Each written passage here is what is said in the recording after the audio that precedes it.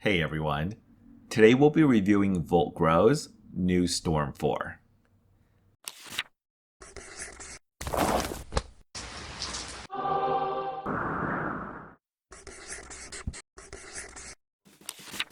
This is one of the more interesting grow lights I saw debut at MJBizCon last year.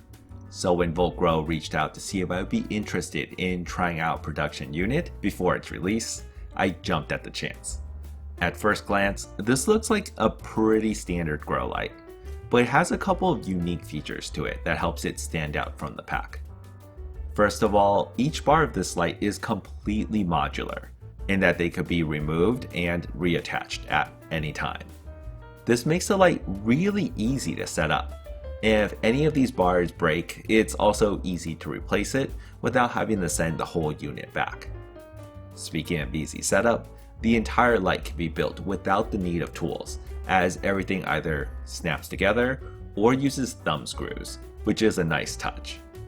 And just having a light that can be disassembled into a bunch of bars makes transporting this much easier than a traditional 4x4 light, which might not mean much to some people, but for me specifically, it's a pretty big deal since I set up, take down, and move around a lot of grow lights all the time.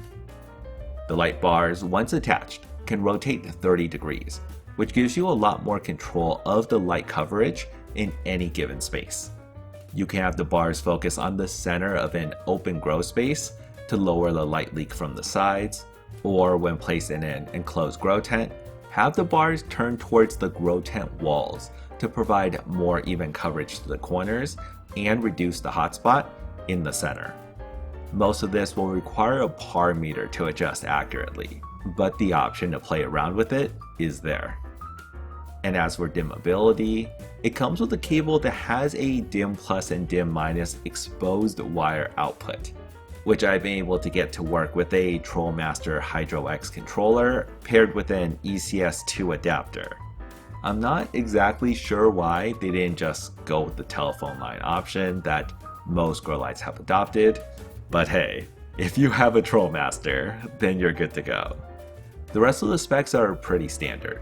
It's running 440 watts on max brightness, is IP66 rated, and should have a couple of accessories to pair with it, like an attachable UV infrared bar and these interesting looking reflectors, both of which I saw at MJBizCon.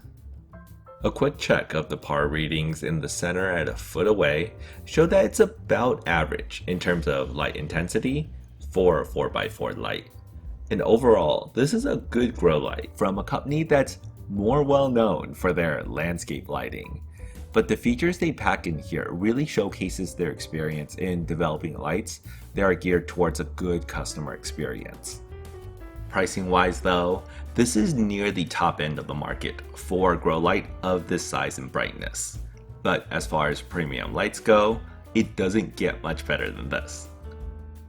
And that's it.